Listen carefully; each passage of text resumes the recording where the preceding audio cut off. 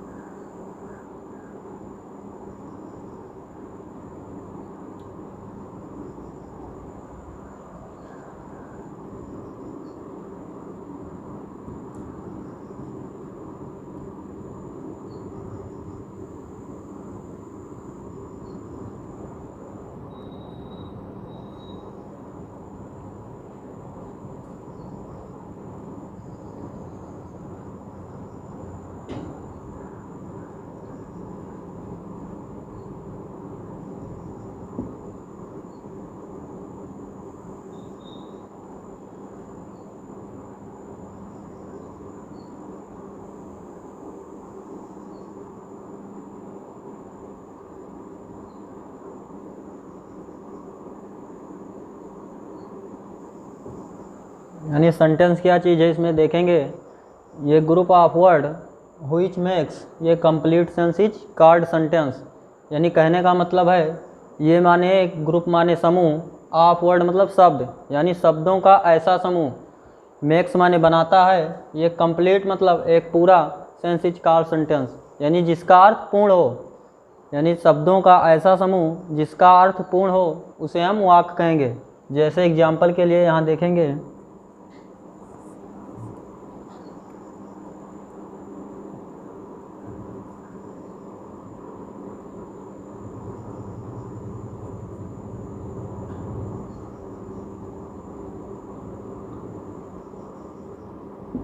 Ram goes to market यानी राम बाजार जाता है।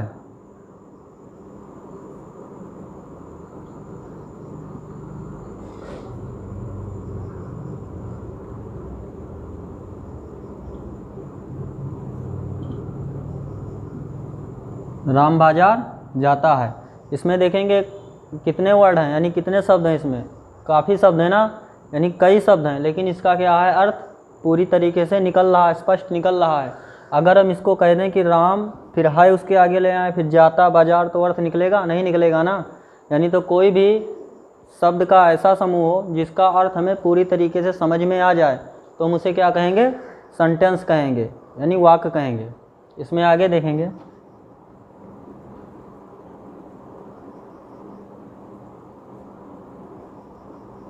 Parts of sentence.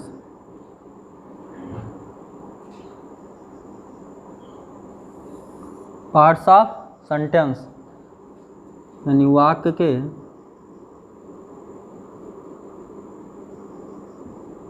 भेद।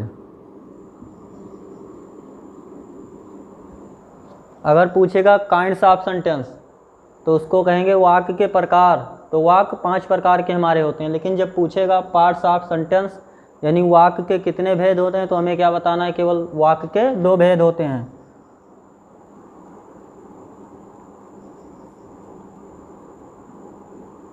पहला जो हमारा होगा वो होगा सब्जेक्ट, और जो दूसरा होगा हमारा वो होगा प्रेडिकेट।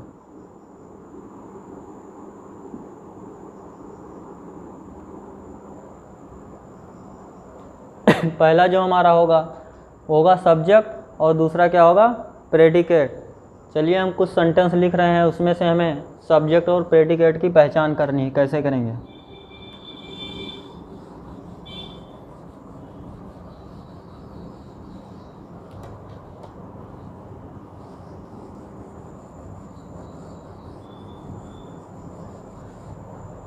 जैसे हमने एग्जाम्पल दिया था कि राम गोज टू मार्केट यानी राम बाजार जाता है। अगर इसमें छांटने को कह दिया जाए कि सब्जेक्ट क्या चीज़ है और प्रेडिकेट क्या चीज़ है तो हम कैसे इसको छांटेंगे। देखिए इसमें यानी जिसके विषय में कुछ कहा गया हो या जिसके विषय में बात की गई हो तो वो हमारा क्या होगा, सब्जेक्ट होगा। इसमें देखिए लिखा है जैसे राम गोज टू मार्केट यानी राम बाजार जाता है, तो इसमें किसके विषय में बात की जा रही है, राम के ही विषय में बात की जा रही है ना, तो जिसके विषय में बात की जाएगी वो हमारा क्या होगा, सब्जेक्ट होगा, यानी कर्ता जिसको कहते हैं। तो इसमें किसके विषय में बात की गई है, राम के विषय में बात की गई, तो राम क्या होगा हमारा सब्जेक्ट हो जाएगा। और सब्जेक्ट को छोड़कर बाकी जितने भी पोर्शन होंगे वो हमारे सब प्रेडिकेट में आएंगे। जैसे राम को छोड़ दीजिए, हमारा सब्जेक्ट हो गया, इसके बाद जितने भी हमारा जो भी वाक्य शेष बच रहा है वो हमारा क्या हो जाएगा, प्रेडिकेट यानी विधेय। ये क्या हो जाएगा हमारा प्रेडिकेट। अब इसमें देखिए जो हमारा सब्जेक्ट होता है इसमें भी कई पार्ट होते हैं। सब्जेक्ट के हमारे जो होते हैं मेन, वो 3 पार्ट होते हैं। पहला जो होगा हमारा डिटरमिनर, उसके बाद जो आएगा मेन वर्ड आएगा, और एक एडजेक्टिव फ्रेज। ये 3 भाग सब्जेक्ट के होते हैं।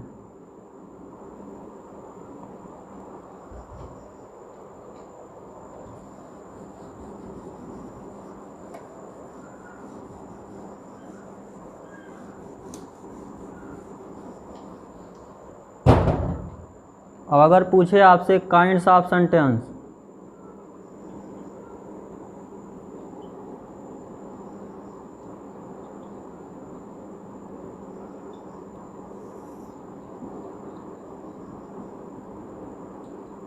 यानी वाक्य के प्रकार, तो वाक्य कितने प्रकार के होते हैं, 5 प्रकार के होते हैं।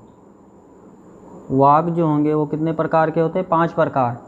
हमारा पहला होगा असर्टिव सेंटेंस,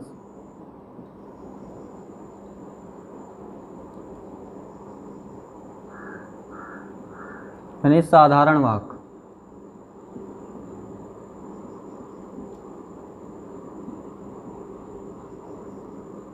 साधारण वाक्य यानी इसमें जहाँ पर कोई साधारण तरीके से बात की जाए, यानी घुमा फिरा कर ना तो कोई प्रश्न पूछा जाए, ना और एकदम सीधी तरीके से बात की जाए, वो हमारा क्या होगा, असर्टिव सेंटेंस होगा। जैसे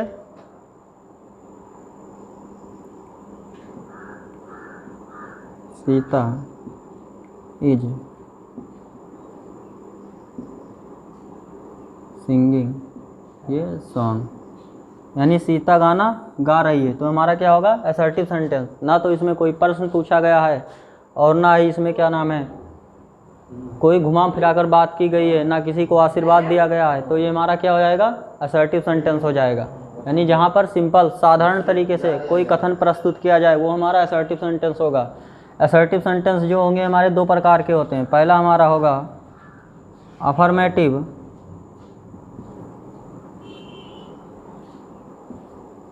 अफर्मेटिव, और दूसरा जो होगा निगेटिव। पहला होगा अफर्मेटिव सेंटेंस, यानी जो असर्टिव सेंटेंस होते हैं वो 2 प्रकार के होते हैं। पहला जो होगा वो क्या होगा अफर्मेटिव सेंटेंस होगा, और दूसरा जो होगा वो हमारा निगेटिव सेंटेंस होगा।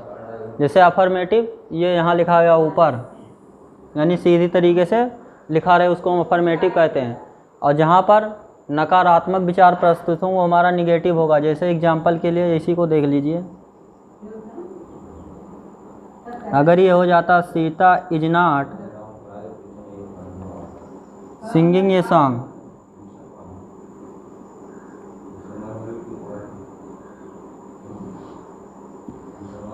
जैसे लिखा रहता Sita is not singing a song, यानी नकारात्मक विचार यहाँ आया कि सीता गाना नहीं गा रही है, तो नहीं शब्द जहाँ पर आ जाएगा वो हमारा किस में आ जाएगा निगेटिव में। तो हमारे जो असर्टिव सेंटेंस होते हैं वो 2 प्रकार के होते हैं, पहला अफर्मेटिव होता है और दूसरा निगेटिव होता है। अगला देखिए दूसरा जो हमारा हो,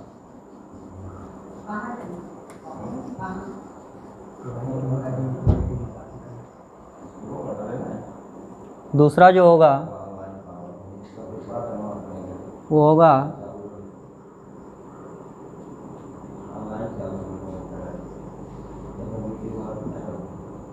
इंट्रोगेटिव सेंटेंस,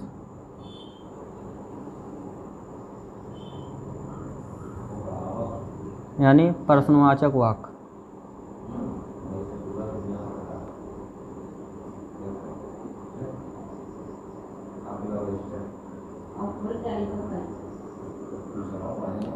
इंट्रोगेटिव सेंटेंस यानी प्रश्नवाचक वाक्य, यानी जहाँ पर कोई प्रश्न पूछा जाए, कोई सवाल किया जाए, वहाँ क्या होगा हमारा इंट्रोगेटिव सेंटेंस होगा। जैसे एग्जाम्पल के लिए देखिए यहाँ,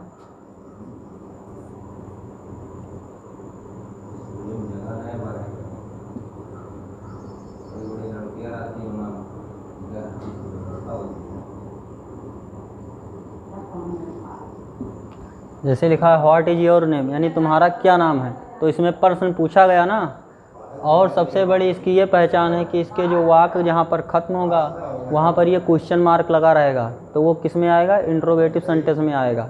एक एग्जांपल और देख लीजिए,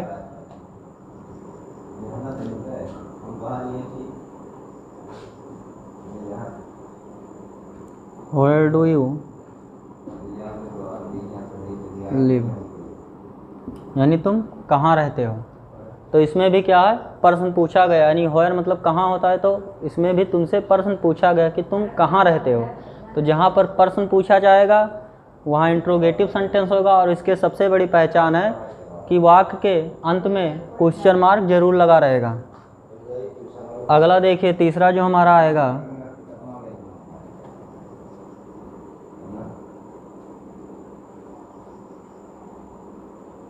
इम्परेटिव सेंटेंस,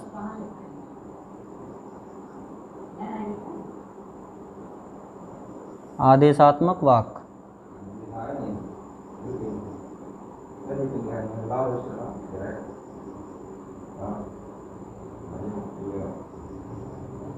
तीसरा होगा क्या, इम्परेटिव सेंटेंस यानी आदेशात्मक वाक्य, जहाँ पर जिस वाक्य में किसी को सलाह दी जाए, आदेश दिया जाए, विनती की जाए या प्रार्थना की जाए, वहाँ हमारा क्या होगा, इम्परेटिव सेंटेंस होगा।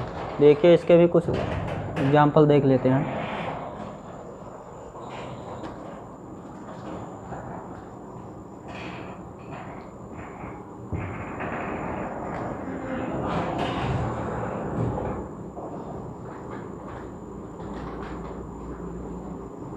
जैसे लिखा है प्लीज़ ओपन द डोर, कृपया दरवाज़ा खोलो। इसमें क्या किया गया है, प्रार्थना की गई है यानी विनती की गई है, तो क्या होगा उसमें हमारा इम्परेटिव सेंटेंस होगा। और इसके सबसे बड़ी खासियत यह है कि इसमें जो वर्ब होगा वो सबसे पहले रहेगा और ऑब्जेक्ट बाद में, यानी सब्जेक्ट इसमें नहीं रहता है, सब्जेक्ट छिपा रहता है। तो इसमें सबसे पहले जो हमारा होगा वो क्या होगा, वर्ब होगा, उसके बाद क्या होगा हमारा, ऑब्जेक्ट होगा। तो इम्परेटिव सेंटेंस में एक और एग्जाम्पल देखेंगे हम।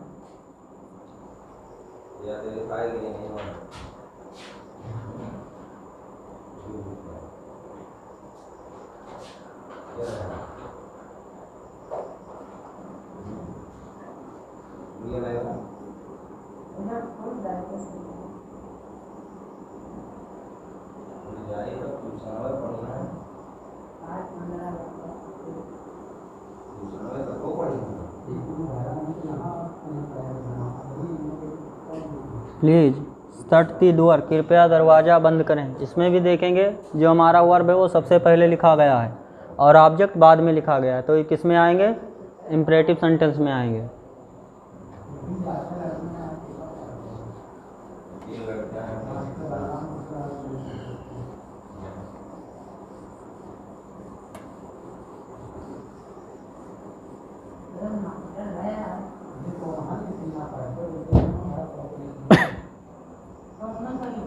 चौथा देखेंगे,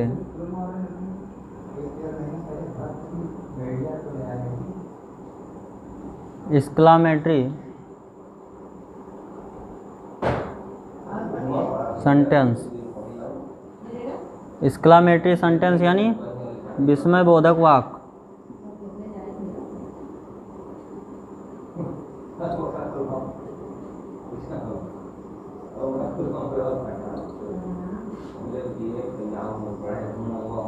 विस्मयबोधक वाक्य यानी जहाँ पर दुख, आश्चर्य या हर्ष यानी खुशी जाहिर की जाए, वहाँ क्या होगा, विस्मयबोधक वाक्य होगा। और इसकी सबसे बड़ी पहचान ये है कि इसका जो चिन्ह होता है इस तरीके से, ऐसे ऐसे जहाँ पर बना रहेगा वहाँ समझिए विस्मयबोधक वाक्य है, यानी कोई चीज़ आश्चर्यजनक घटना घटी है या दुखी जाहिर हो रही है या काफ़ी प्रसन्नता जाहिर हो रही है, तो वहाँ क्या होगा हमारा एक्सक्लामेटरी सेंटेंस होगा। जैसे एग्जाम्पल के लिए ओ ऐसे लगा रहेगा exclamation mark. I am ruined। ओ मतलब अरे, आई एम ruined, मैं बर्बाद हो गया, यानी यहाँ पर दुखी जाहिर हो रही है ना, एक्सक्लेमेशन मार्क लगा हुआ है, तो ये क्या होगा, इसमें एक्सक्लेमेटरी सेंटेंस होगा। एंड लास्ट आपका है ऑप्टेटिव सेंटेंस। ऑप्टेटिव सेंटेंस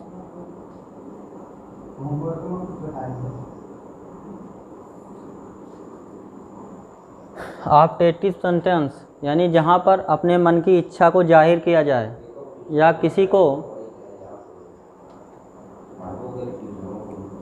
जहाँ पर अपने मन की आंतरिक भावना को विकसित किया जाए या किसी को आशीर्वाद दिया जाए, वहाँ क्या होगा, हमारा ऑप्टेटिव सेंटेंस होगा। जैसे एग्जाम्पल के लिए यहाँ भी देखेंगे,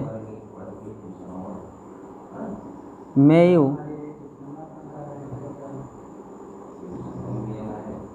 live long, may you live long यानी तुम लंबी उम्र जियो। यहाँ हृदय से आंतरिक भावना को जाहिर किया गया है और उसको आशीर्वाद दिया गया है, तो ये हमारा होगा ऑप्टेटिव सेंटेंस।